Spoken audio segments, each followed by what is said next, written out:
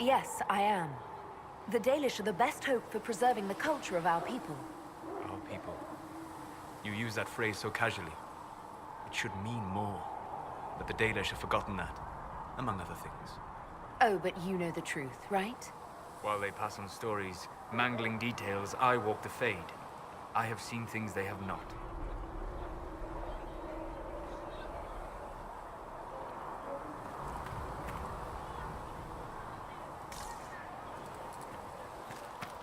Goodbye.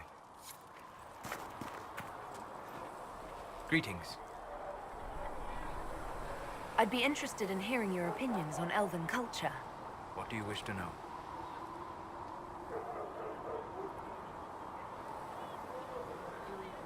I'd like to know more about the elves from before our time. The Dalish strive to remember Hallam Sharal. But Hallam Sharal was merely a fumbling attempt to recreate a forgotten land. Arlathan. Elvanan was the empire, and Arlathan its greatest city. Place of magic and beauty, lost to time.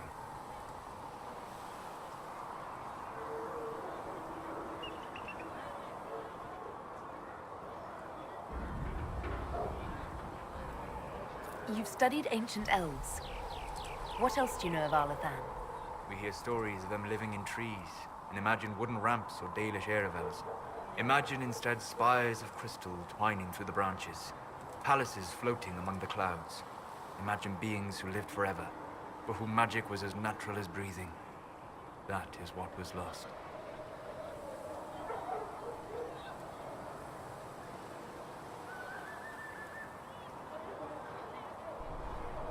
Are all Dalish elves like my clan? No. Your clan was unique in having enough interest in human affairs to send you to spy upon the Divine's meeting. As your clans have been separate for so long, they have all changed, adapting to the lands in which they live.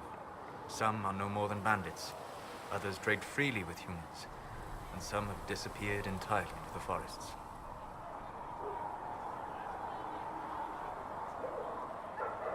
What can you tell me about elves living in human cities?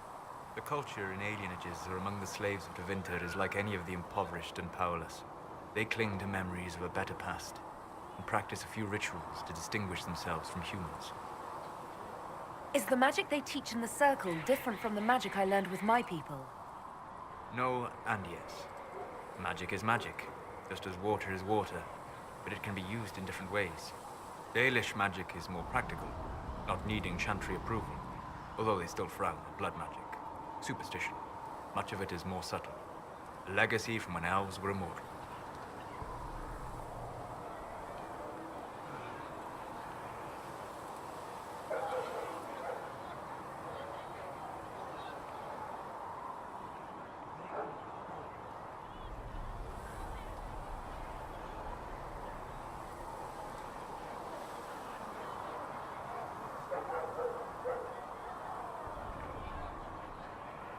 The legends of elven immortality. Did they use magic to increase their lifespan? No. It was simply part of being elven. The subtle beauty of their magic was the effect, not the cause of their nature. Some spells took years to cast. Echoes would linger for centuries, harmonizing with new magic in an unending symphony. It must have been beautiful. You said that the censure against blood magic was a superstition. I did. It's fortunate Cassandra is not within earshot. Most modern cultures forbid blood magic. Publicly, even Tevinter disapproves of it. But as I said, magic is magic. It matters only in how it is used.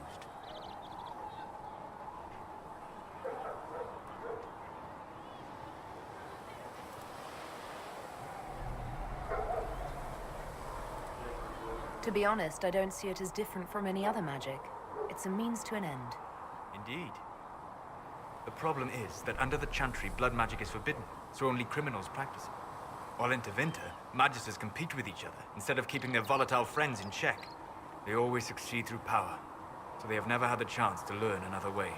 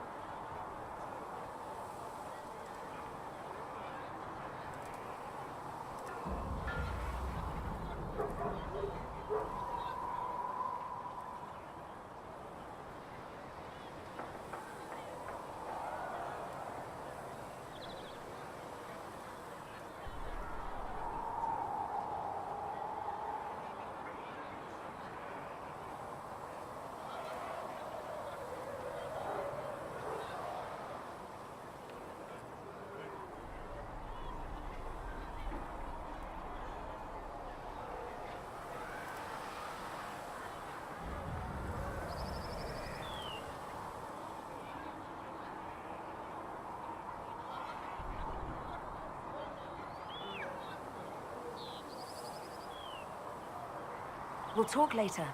Goodbye.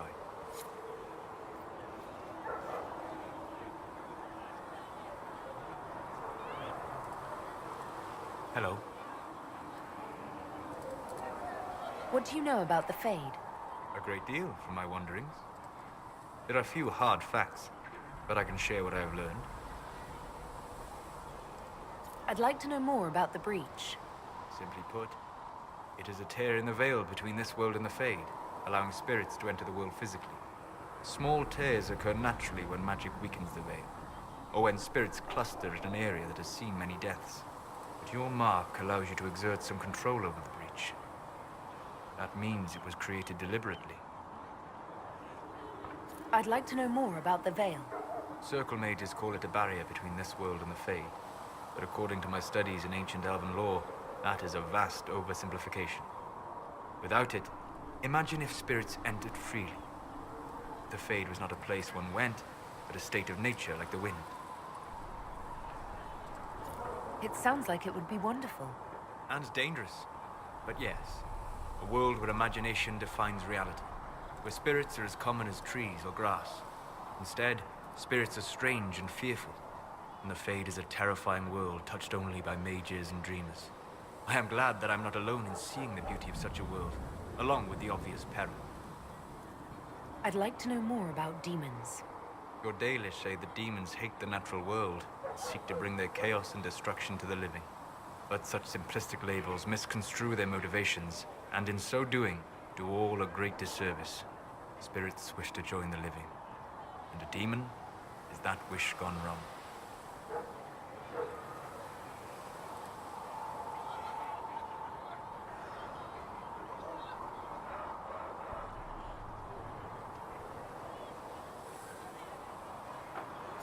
Is there a way to coexist?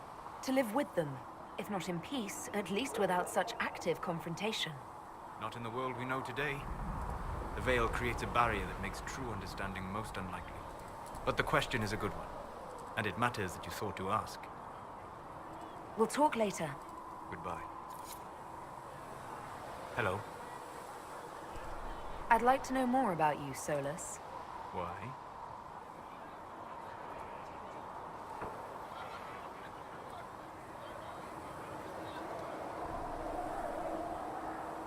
You're an apostate, yet you risked your freedom to help the Inquisition.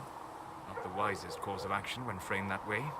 I appreciate the work you're doing, Solas. I just wanted to know more about you. I'm sorry. With so much fear in the air. What would you know of me? What made you start studying the Fade? I grew up in a village to the north. There was little to interest a young man, especially one gifted with magic. But as I slept, spirits of the Fade showed me glimpses of wonders I had never imagined. I treasured my dreams. Being awake, out of the Fade, became troublesome. Did spirits try to tempt you? No more than a brightly colored fruit is deliberately tempting you to eat it. I learned how to defend myself from more aggressive spirits, and how to interact safely with the rest. I learned how to control my dreams with full consciousness. There was so much I wanted to explore. I gather you didn't spend your entire life dreaming. No. Eventually, I was unable to find new areas in the Fade. Why? 2 reasons. First, the Fade reflects the world around it. Unless I traveled, I would never find anything new. Second, the Fade reflects and is limited by our imaginations. To find interesting areas, one must be interesting.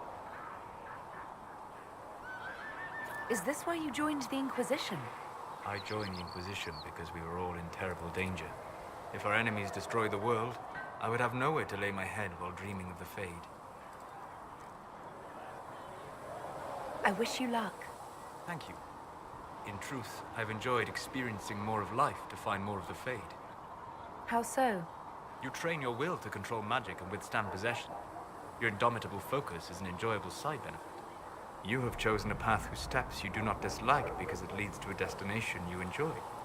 As have I. Indomitable focus? Presumably. I have yet to see it dominated. I imagine that the site would be fascinating. You said you'd traveled to many different places. This world, or its memory, is reflected in the Fade. Dream in ancient ruins, and you may see a city lost to history. Some of my fondest memories were found in crumbling cities, long picked dry by treasure seekers, the best of the battlefields. Spirits press so tightly on the veil that you can slip across with but a thought. Any place in particular? I dreamt at Ostagar. I witnessed the brutality of the Darkspawn and the valor of the Ferelden warriors.